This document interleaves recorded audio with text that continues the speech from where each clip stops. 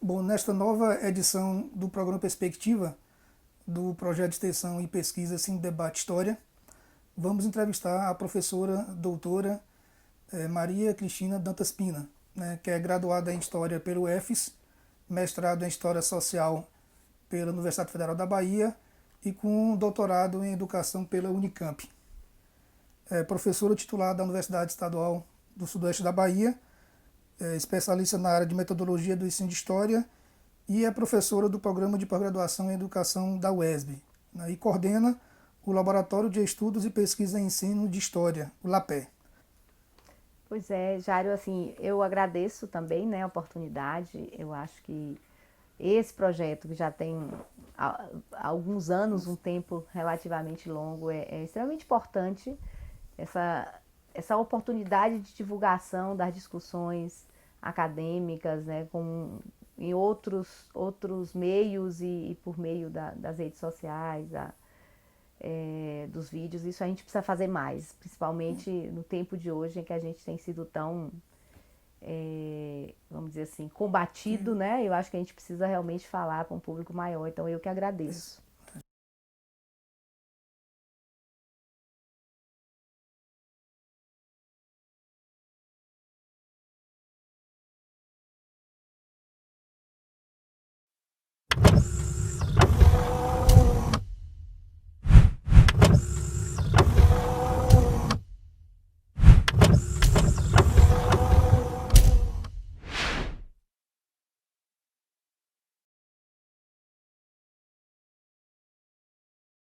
Professora Maria Cristina, o PIBID, né, foi um programa criado no governo Lula e que tinha por objetivo estabelecer essa relação, aproximar a relação da universidade com as escolas, né, com a educação básica. Né. Eu gostaria que você falasse um pouco da importância do PIBID, né, para a formação do professor. Certo. Olha só, assim, acho que esse é um tema realmente importante e extremamente atual. A gente está passando pelas estaduais, vocês da UNEB também, né, no mesmo processo de readequação curricular a partir das diretrizes nacionais para a formação de professores que aprovamos em 2015, a resolução 02. E por que eu chamo a atenção para isso? Porque tem tudo a ver com a experiência do PIBID. Né? O PIBID é um programa nacional de iniciação à docência e ele, de fato, na sua já quase uma década de existência, tem demonstrado o quanto é importante repensar a nossa formação, né, a formação docente, a partir de um vínculo desde o início da formação com a educação básica. Né? Os cursos de licenciatura, eles tiveram um novo, vamos dizer, um novo gás, um novo ritmo com o PIBID, exatamente porque a gente possibilitou aos nossos graduandos, licenciandos, a imersão e a relação mais sistemática e direta com a educação básica. Então, para mim, isso foi muito importante. Assim, já temos alguns estudos, artigos, pesquisas analisando o PIBID, e essas pesquisas demonstram exatamente o quanto é importante para o licenciando se ver enquanto docente desde o início da graduação e repensar no sentido de ter oportunidade de vivenciar a prática da educação básica, problematizar essa prática, refletir teoricamente essa prática e por isso sair de fato um docente mais qualificado, né? Então acho que isso.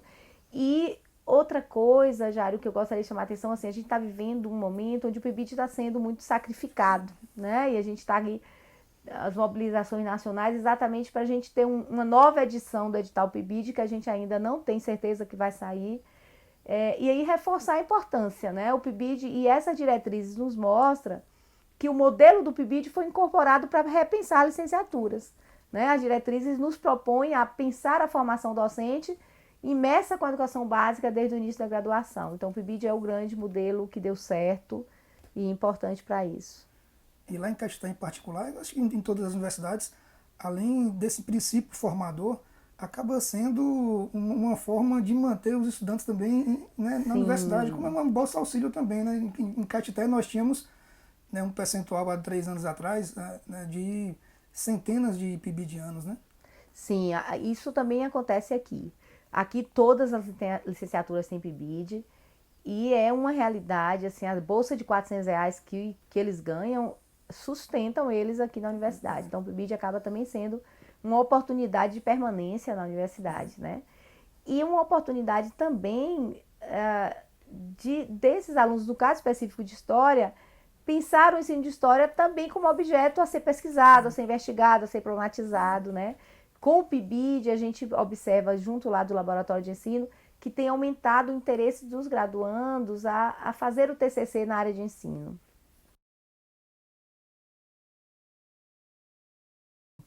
Então, assim, esse é um tema muito importante, né? Eu sou uma defensora do livro didático. A gente viveu uma época de condenação do livro didático, transformando o livro didático no vilão. E a gente está vivendo um contexto em que o livro didático está sendo ameaçado também. A gente tem uma política muito grande de desmonte do Programa Nacional do Livro Didático. O último edital do MEC, ele já retira algumas autonomias desse edital. As universidades, elas foram retiradas da possibilidade de liderar a avaliação do livro didático. Então, eu realmente acho que a gente precisa manter essa política que vinha avançando com a melhoria do livro. O Programa Nacional do Livro Didático, o PNLD, ele tem uma história, uma longa história desde os anos 90, e ele vinha aprimorando o processo de avaliação do livro. E aí, nesse sentido, quando você fala assim, houve avanços, houve muito avanços. A gente pega um livro da década de 80, um livro da década de 90 e um livro dos anos 2000, realmente o livro estava em processo de melhoria. Melhoria porque estava também em processo de democratização, processo de avaliação, envolvendo inclusive professores da educação básica. E eu participei, eu cheguei a participar em 2 edições como avaliadora, né, do livro de história, e a gente percebia muito os critérios cada vez mais, vamos dizer assim, antenados com o avanço historiográfico, com o avanço das demandas da sociedade, e particularmente a 10.639 era um critério eliminatório. Se não atendesse, né, se o livro didático não estivesse observando esse critério, ele estava realmente fora, né, do processo avaliativo e de possibilidade de escolha. Com isso, os livros didáticos de história, eles incorporaram, sim, muito a essas discussões, né, sobre história da África, sobre história da cultura afro-brasileira. Se a gente pega os livros aí dos anos 2000, você vê, assim, realmente livros mais atualizados historiograficamente, livros mais atentos a demandas do tempo presente, e particularmente essa discussão das relações étnico-raciais. Claro que o livro didático é um elemento muito complexo, né? Que envolve aí realmente disputa de mercado, que envolve toda uma corrida para vender, né, para as editoras. E aí, nesse processo, claro que você tem editoras que têm um maior capital com condições de correr atrás para atender os editais. Então, não vamos aqui também ser ingênuos. O livro é uma mercadoria, mas em contrapartida, ele realmente estava avançando. O que acontece agora com esse último edital do PNLD é que abre possibilidade. A primeira coisa que o edital fez foi, não só o edital, mas o decreto que Temer, né, assinou em 2000, ainda em 2015, ele mudou o caráter do PNLD. Antes era o Programa Nacional do Livro Didático, agora o Programa Nacional de Livros e Materiais Didáticos. E o que é que isso nos sugere, o que é que isso nos faz temer? Porque abre a possibilidade da apostilização também da educação pública, né? Então, acho que essa é uma discussão importante. Além disso, eu acho que o livro didático ainda é um objeto muito rico para pesquisa.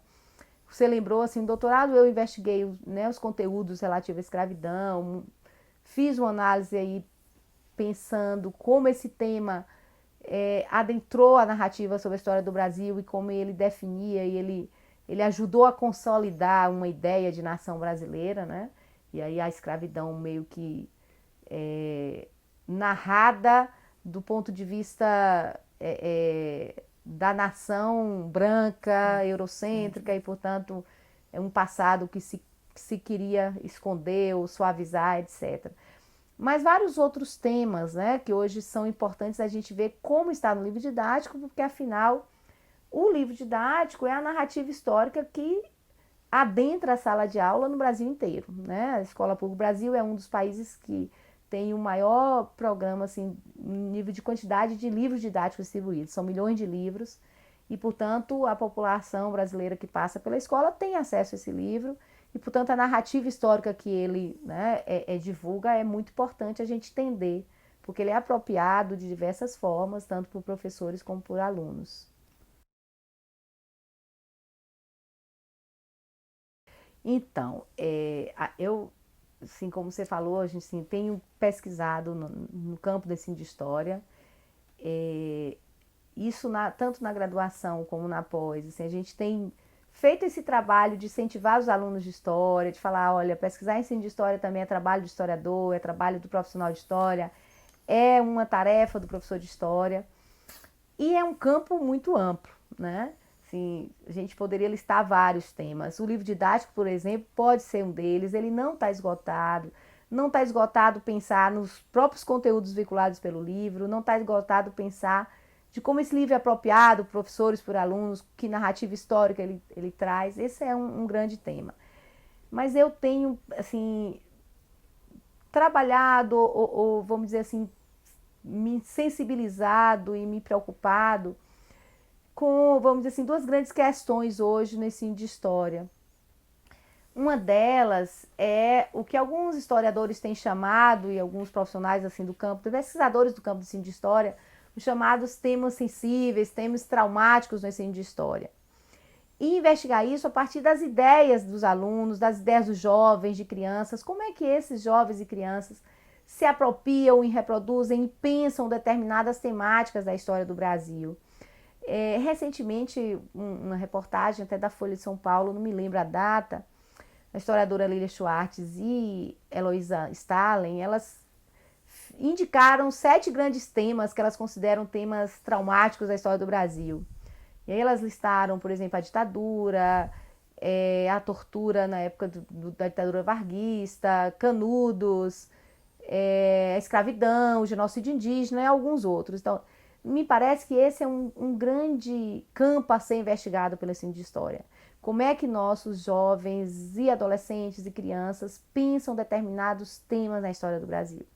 Que são temas muito importantes para a gente repensar o Brasil e para a gente dar conta das demandas atuais, né? Então, acho que esse é um campo aberto para a investigação do ensino de história, essas ideias históricas que esses alunos formam, e aí tanto alunos na escola como jovens e crianças em outros espaços, né? Investigar essa cultura histórica e ideias históricas que eles estão formulando.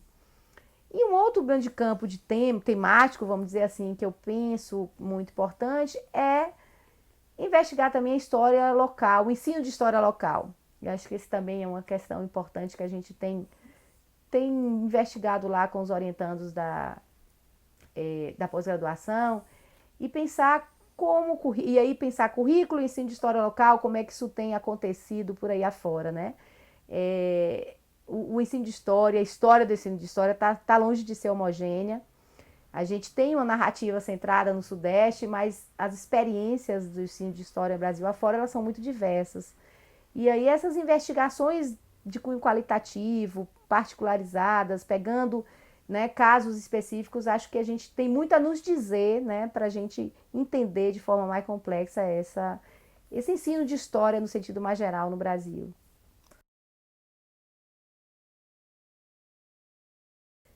Pois é, né?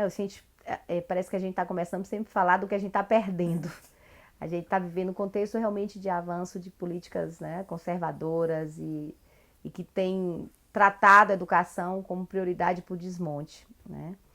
E o ensino médio é um deles. A gente foi, é, não sei se surpreendido, mas de fato teve a portaria lá de 2015, depois a reforma decretada em 2017, que institui o ensino médio pela lógica de organização de itinerários formativos, né, uma educação tempo integral e o currículo, uma parte desse currículo é montado a partir dos chamados itinerários formativos, que significa, né, uma escolha dos alunos a partir de que áreas do conhecimento ele vai investir e de que profissões seguir, né, e aí vários desses itinerários a ideia é profissionalização.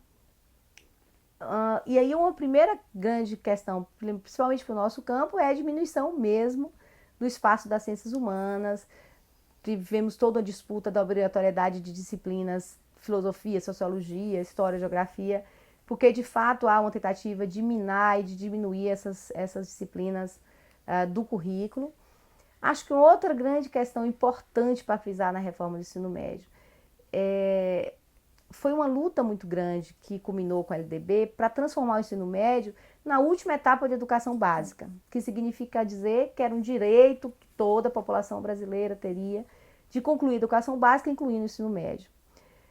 A reforma, ela é um perigo para esse direito alcançado, né? Primeiro porque tem um autor muito importante, um professor da Unicamp, o Luiz Carlos Freitas, ele tem até um blog de avaliação que é bem interessante, bem informativo, porque ele tem acompanhado o debate na política educacional e ele tem denunciado um pouco essa reforma do ensino médio no sentido do esvaziamento de conteúdo, né? E esse esvaziamento vai acontecer na escola pública, porque essa reforma vai atingir primeiramente e mais intensamente a escola pública, no sentido de desvaziar os conhecimentos, né, fundamentais, clássicos, né, sistematicamente acumulados que a gente tem adquirido enquanto humanidade, e é essa população trabalhadora que não vai ter acesso a isso. E por quê? Porque com os itinerários formativos você permite que as escolas escolham, né, quais percursos tomar e certamente sem nenhuma estrutura, sem nenhuma preocupação, né, em montar essas escolas de possibilidades de escolha. Então significa cursos mais aligerados, com menos informação, com profissionais menos qualificados, porque você abre a possibilidade desses profissionais do ensino profissionalizante ser notório saber, né? Ser profissionais que não passaram por licenciaturas. E aí você cai aqui naquilo que o Frigoto, que também é um outro educador que trabalha essa relação do ensino médio, ele chama que essa reforma instituiu o apartheid na educação. E aí eu concordo plenamente com ele, porque você vai continuar tendo uma rede privada que vai primar pelo ensino propedêutico, pelo ensino, né, mais qualificado, que prepara o sujeito para o ensino superior, enquanto a escola pública, de fato, né, vai ser cada vez mais empobrecida, vamos dizer assim. E enquanto ciências humanas, menos ainda, porque se você pensa em itinerários formativos, né, que apelo social você vai ter para a escolha de ciências humanas, né? E ainda mais quando você vive todo um movimento nacional de condenação, inclusive, dessas ciências humanas que a gente está vivendo de uma forma muito intensa. Então, acho que o ensino médio, ele traz esses problemas, né? Se você fala em inovação, que tipo de inovação? Eu não saberia que inovação é essa que vai melhorar. Eu só consigo ver problemas nesse tipo de reforma feita. Porque se o ensino médio está em crise, se tem os dados aí de esvaziamento, certamente não é nesse formato que a gente vai melhorar, né? Assim, tem outros problemas que não foram atacados, como o próprio problema profissional do docente, como a própria estrutura de escolas, e os problemas sociais que realmente atacaria mais profundamente o problema do ensino médio. E enquanto currículo, aí já pegando uma ponte, assim, pensando no currículo e nesse movimento de reforma curricular que a gente está vivendo, que vai atingir diretamente o ensino médio e também a educação básica, a gente tem a Base Nacional Comum Curricular, né, que foi também aprovada. E mais uma vez, se aprovou o primeiro até o Fundamental 2, depois que se aprovou do ensino médio, né, voltando àquela velha divisão que a gente falou na estante, né, indo de encontro a essa conquista do ensino médio como educação básica. Em relação à história, eu só posso falar da história porque eu não analisei as outras propostas. Assim, a ideia da BNCC, ela se sustenta numa ideia de currículo por competências, né?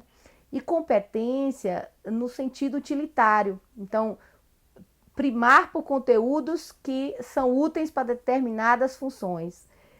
Se a gente pensa isso para ciências humanas, isso é de encontro ao que a gente pensa de conhecimento para se constituir enquanto humano, para se constituir enquanto gente, para se constituir alguém que pense a arte, que pense, né, a vida, que pense as coisas de uma forma mais ampla e autônoma. A BNCC corta essa possibilidade, quando ela se sustenta nessa ideia de competência útil, né, de saber útil, e isso é uma crítica muito forte, porque o aluno aprende, mas o que é que ele faz com o que ele aprende? Então, essa visão muito utilitária do conhecimento. E em história, particularmente, né, houve um retrocesso quanto à organização curricular, porque a gente retoma o currículo lá do final dos anos 70, o currículo eurocêntrico, cronológico, né, factual, esvaziamento de conteúdos da África, de conteúdos de América. Então, isso é um prejuízo muito grande que o campo do ensino de história já tem demonstrado, né, que esse ensino de história, a partir dessa lógica, ela não contribui para uma educação histórica no sentido do sujeito se orientar no tempo, do sujeito ser autônomo enquanto sujeito histórico.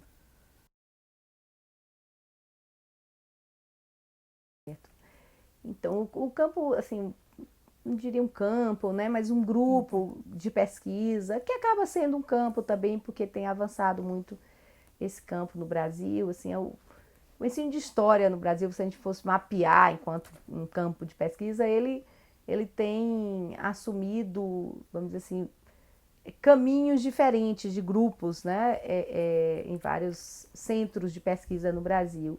Um deles é a educação histórica. E o que é que vem a ser educação histórica? Assim, a gente pode até usar o termo educação histórica no sentido do aprendizado histórico no sentido geral.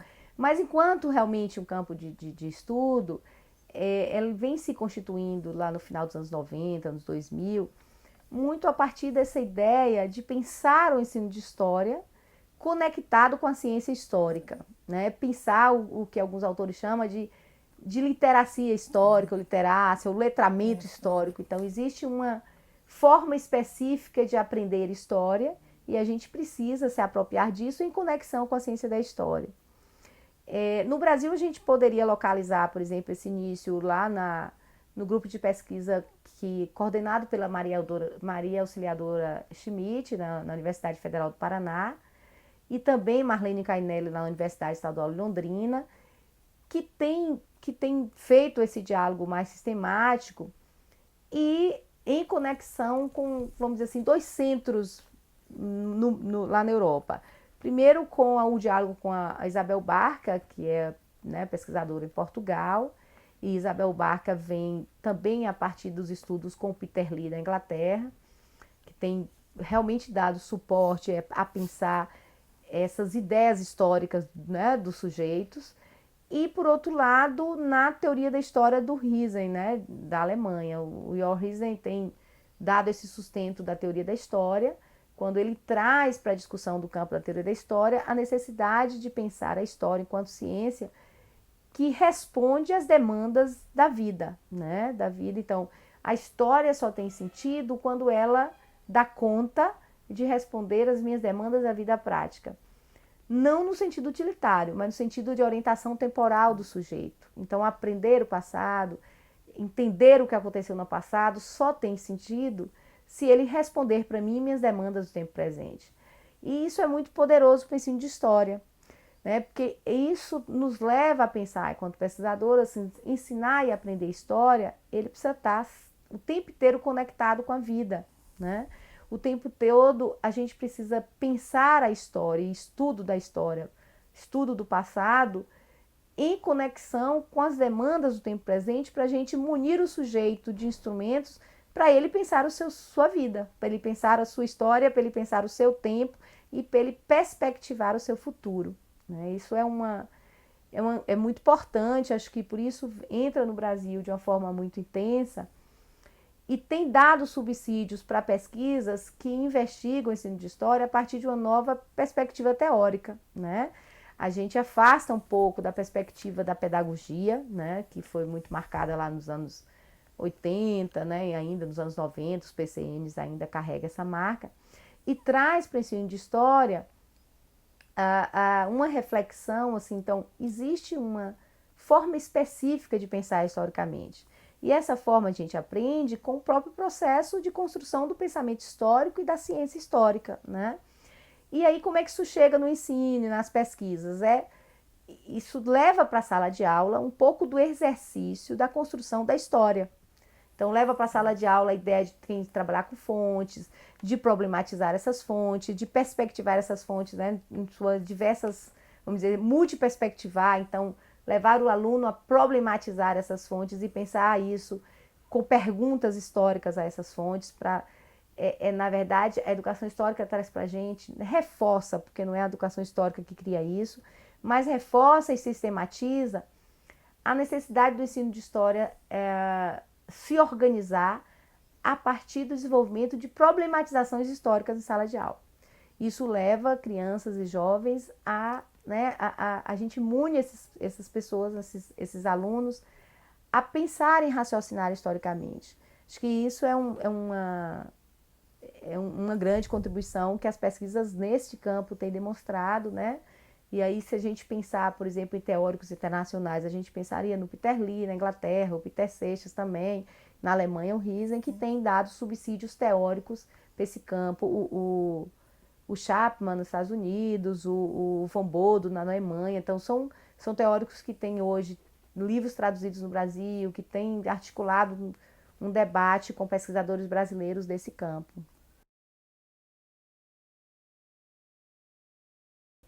A educação histórica prima pela aprendizagem histórica a partir de um sujeito autônomo e livre, né? Aprender história pressupõe ter liberdade. Não dá para pensar no aprendizado da história sem liberdade de pensar. E esse movimento Escola Sem Partido é exatamente o oposto disso. É um controle, vamos dizer assim, uma palavra fugiu aqui, mas assim, o cerceamento do livre pensar. Com essa ideia falsa, né, de sem partido, na verdade é um ataque, né, a toda uma discussão politizada e livre que acontece nas escolas, né, espontâneas por aí. A gente tem vivido isso, não é da agora, né, o Miguel Najib, que é um dos formuladores desse projeto, e que chega na Câmara, ainda lá em 2013, você tinha o início dos projetos já apresentando na Câmara, é dentro desse movimento político mais geral que a gente está vivendo, de neoconservadorismo, né, de um pensamento fundamentalista, que exatamente quer cercear todo esse livre pensar que as ciências humanas, né, lidera e que tem adentrado as escolas. E, na verdade, a escola sem partido é a escola de um único partido. Isso está muito atrelado aí a uma ideia fundamentalista que tem relação, por exemplo, com as religiões, que tem relações com a série de políticas comportamentalistas que a gente está vindo implementar no Brasil.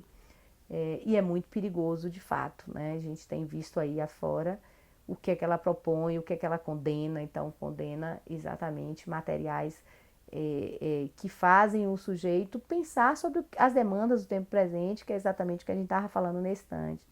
A gente estava lendo ontem um texto do Vier que saiu na Folha, né, que ele falando da crônica dele que foi criticada e retirada da sala de aula por um colégio lá de Inácio Loyola, em Minas Gerais. Então, é esse tipo de prática que vai de encontro a um sujeito que pense por ele próprio, a um sujeito que tem acesso a diversas versões do fato, né, a interpretações de conflitantes do mesmo fato, para ele poder, né, dialogar com essa multiperspectividade e construir um pensamento autônomo. Então, é isso que a escola sem partido não quer, né? Então, ao invés dela ser sem partido, é uma escola de partido, uma escola como o movimento docente costuma chamar, a escola de mordaça. É isso que a gente está vivendo, né? E é isso que a gente tem que estar cotidianamente rejeitando e sendo contra, né? E denunciando como a escola sem partido, de fato, é uma escola de partido, é uma escola que direciona um pensar único, né? E a gente sabe que o pensar único fere, né, o sujeito enquanto ser humano, enquanto sujeito que tem, né, aquilo que é mais precioso, que é a liberdade de pensar.